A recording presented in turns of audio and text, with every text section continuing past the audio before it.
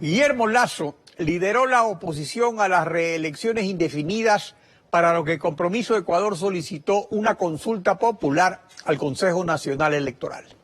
Su solicitud fue negada 2 veces y luego pidió el archivo del paquete de enmiendas, tal como lo hicieron las organizaciones sociales agrupadas por los movimientos de izquierda.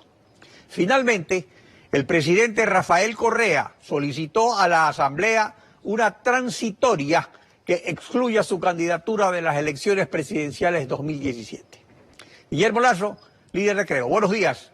Bienvenido a Contacto Directo. Muchas gracias, Alfredo. Muy buenos días. Si usted me lo permite, yo quiero comenzar enviándole a usted, a todos los que hacen Ecuavisa y a quienes nos miran y escuchan en este momento, un abrazo de esperanza con los mejores deseos de felicidad en el año 2016. Gracias, igualmente. Gracias. Usted luchó a brazo partido por la no reelección presidencial consecutiva y eso se excluyó del paquete para las próximas elecciones. Por otro lado, Jaime Nebot ratifica por enésima vez en 18 años que no volverá a correr para la presidencia. ¿Cómo ve el panorama electoral para la presidencia luego de esta autoexclusión de Rafael Correa? En primer lugar, yo quisiera notar que aquella decisión del presidente saliente de excluirse de la reelección en el 2017 fue un triunfo de los ciudadanos. Fue el resultado de una lucha de los ciudadanos a la que nosotros acompañamos en las calles, en todas las ciudades donde fue la comisión de socialización de enmiendas, en los medios de comunicación, en las redes sociales.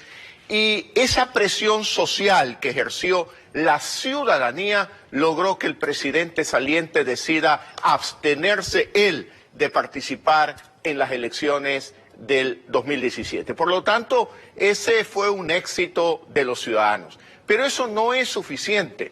Tenemos que lograr un éxito en el 2017 para producir un cambio no solo en el modelo económico para generar prosperidad para los ecuatorianos, sino un cambio también en el modelo político, porque no podemos lograr prosperidad en una sociedad con un esquema político con el actual, con un Estado con exceso de controles, con una actitud prepotente de gobierno, con ausencia en alguna medida de una justicia independiente que actúe en derecho, que le dé la razón a quien tiene y no le dé gusto a los políticos poderosos o a los gobiernos de turno. Necesitamos libertad de expresión en el Ecuador. Yo soy radical, lo he venido diciendo por 2 años. Hay que tirar al tacho de basura de la historia la actual ley de comunicación y sustituirla por una que respete este derecho humano y que facilite el proceso de la relación entre medios de comunicación y el Estado en cuanto a la renovación de frecuencias se refiere. Diferentes líderes señalan la conveniencia de la unión, de la unidad, tanto a nivel de candidatura presidencial como de asambleístas. Gilmar Gutiérrez incluso propone elecciones primarias como se ha hecho en otros países. ¿Estaría dispuesto a unas primarias presidenciales o a listas únicas de asambleístas a nivel nacional y en provincias? Alfredo, yo promuevo la unidad con la familia ecuatoriana.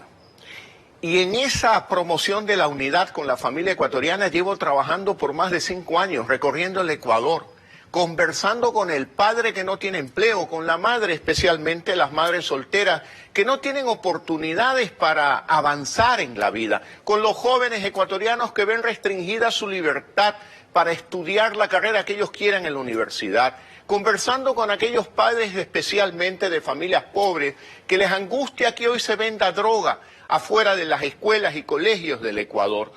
Y esa es la unidad que yo promuevo, para escuchar a los ecuatorianos, a la familia ecuatoriana, conocer cuáles son sus sueños y los obstáculos para alcanzar esos, o que no les permiten alcanzar esos sueños. Esa es la unidad que a mí me preocupa, la unidad con la familia ecuatoriana, dar respuesta a esas inquietudes de los ciudadanos ecuatorianos. Y a lo largo de esos diálogos, por supuesto, he ido asumiendo un compromiso con cada uno de ellos. Por lo tanto, no es cuestión de que ahora uno decide darle la espalda a esos compromisos con los ciudadanos con los que hemos venido conversando y trabajando durante estos últimos 5 años. En caso de llegar a la presidencia, usted anuncia una consulta popular para dejar sin efecto el paquete de enmiendas. También ha prometido tirar al tacho de la basura la Ley Orgánica de Comunicación. Igualmente ofrece cambiar el modelo económico. Para estos propósitos, ¿no sería más efectivo convocar a Asamblea Constituyente mediante consulta popular, como lo establece el artículo 444 de la Constitución? Es probable, Alfredo. Es probable, es algo que se está Sí, estudiando. es probable, probablemente sea conveniente. Yo lo que he planteado es una consulta popular muy puntual.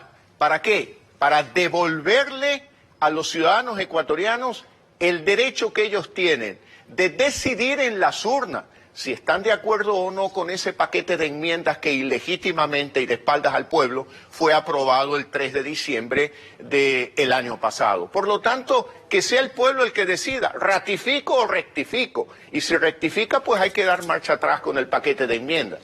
No Ahora, dudo- pero lo que pasa es que habría otras cosas a las que dar marcha atrás, porque hay el asunto de la gobernabilidad.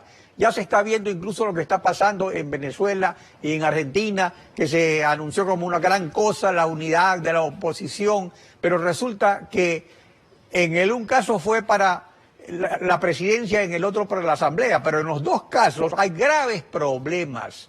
¿Por qué? Y aquí va a ocurrir lo mismo. Es decir, Alianza País controla todas las funciones del Estado, se abstiene de participar el presidente. Él puede ser que pierda la presidencia, pero mantiene el bloque de asambleístas, mantiene la función electoral, mantiene la función judicial, mantiene la función de transparencia, los superintendentes. Entonces, en esas condiciones, ¿cómo se puede gobernar? En esas condiciones, ¿no sería el mandante soberano el que debería tomar una decisión respecto a las facilidades que debe dar a un nuevo proyecto político? Le contesto su pregunta, pero quiero ampliar mi respuesta anterior. El hecho de promover la unidad con las familias ecuatorianas no descarta la posibilidad de un diálogo político, un diálogo con los políticos para precisamente unir esfuerzos con relación a la Asamblea Nacional. Pero ese diálogo tiene que basarse sobre ideologías, sobre ideas, sobre principios. ¿Por qué? Porque si mañana vamos todos juntos, el objetivo es ganar, se gana. ¿Y qué sucede luego? Un ambiente de ingobernabilidad.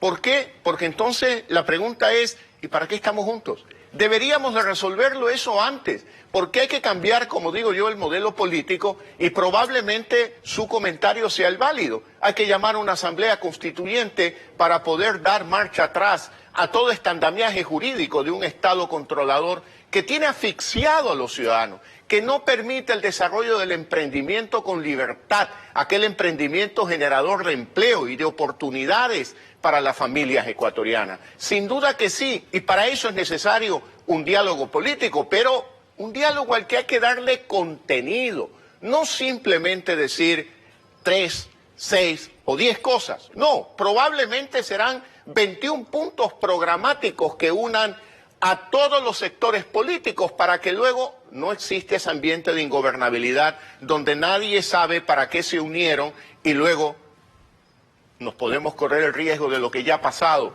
en el pasado, alianzas políticas que al final del día tenían el sentido exclusivo de ganar una mayoría. Pero ¿mayoría para qué? Mayoría para cambiar el modelo político, para tirar al tacho de basura de la historia la actual ley de comunicación, para cambiar el modelo económico que le dé espacio al sector privado, que claro, reconozca la importancia que tiene el Estado, pero para cambiar una sociedad que hoy parece inquilina del Estado a una sociedad de propietarios, con la primera propiedad, que cada ciudadano asuma el destino de su vida en sus propias manos y que el gobierno no esté ahí como cortapisa en cada paso para limitar la libertad y la posibilidad de prosperar en el Ecuador. En cuanto a la crisis económica que se advierte en la contracción del PIB, los retrasos de pago del gobierno en las cifras alarmantes en desempleo y encarecimiento de productos, desde la comida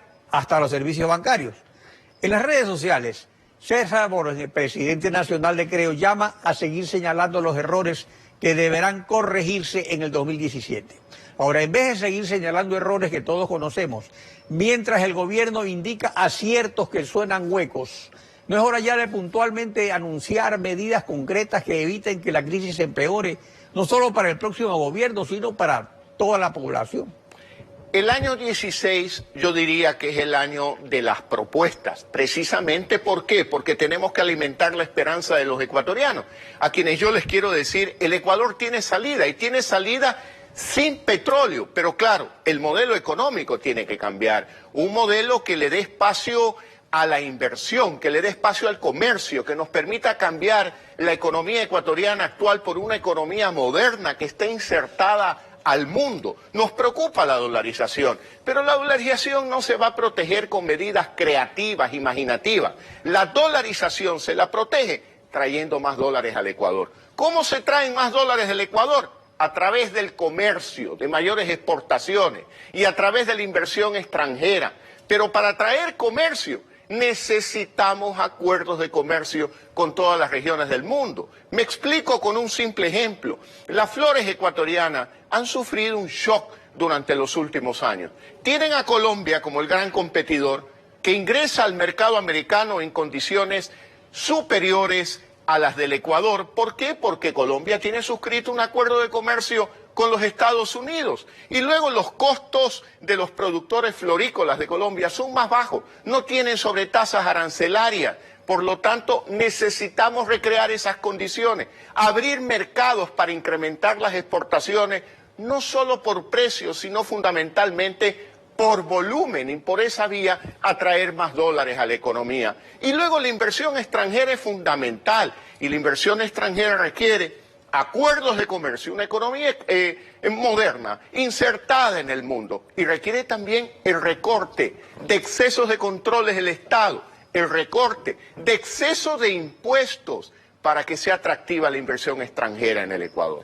Es decir, para que se aproveche un dólar revalorizado, que no es una maldición, sino que lo que no hay que procurar es que aumenten los costos de los productos que tenemos, que eso sería lo correcto, eliminando impuestos, por ejemplo. Una de las cosas que nos va a tocar hacer en su momento, ya se anuncia el timbre cambiario. El timbre cambiario no es sino la devaluación del dólar dentro del Ecuador, porque las importaciones van a ser más caras. Pero bueno, yo siempre frente a un problema veo una oportunidad. Y frente a ese problema veo la oportunidad que en una primera semana de gobierno habrá que eliminar el timbre cambiario para precisamente hacer lo que usted dice, fortalecer el dólar ecuatoriano y obviamente complementado con muchas medidas más, poder atraer inversión extranjera, ampliar los mercados para que el Ecuador pueda vender más productos ecuatorianos en el exterior de manera competitiva. Ahora, lo cierto es que el presidente Correa parece haber empezado su despedida sin cambiar el modelo de gasto público, inaugurando obras y pateando para adelante la pelota de la crisis. Además, hace señalamientos como este, veamos. Hablan de corrupción y que la corrupción, cualquiera puede denunciar un caso de corrupción. Para la corrupción no se necesita fiscalización en la Asamblea Nacional. Se puede ir a la Fiscalía y denunciar el caso de corrupción. ¿Ustedes han visto a alguien que haya denunciado un caso de corrupción? Es puro bla bla. Los nuevos ricos de Alianza País, que nos digan los nombres. Permítanme enterarme, para saber, para sancionarlo. ¿Pero dónde está? Nunca dicen, siempre se queda. Los nuevos ricos, la corrupción. La última denuncia de corrupción que hizo la oposición fue el caso de USAC hace 3 años. Por sus componentes fue un caso emblemático, pero por una suma ínfima, considerando las decenas de miles de millones de dólares que ha manejado el gobierno. ¿Qué prioridad tiene en su propuesta de gobierno la lucha contra la corrupción? Esta es una de las razones por la que yo quiero insistir en 2 principios fundamentales de una prensa libre. Una prensa libre e independiente es la mejor aliada de un gobierno honesto. Y una prensa que pueda desarrollar con libertad, sin miedo, sin ser acosada. Una prensa, un periodismo investigativo, es una herramienta fundamental para la lucha contra la corrupción.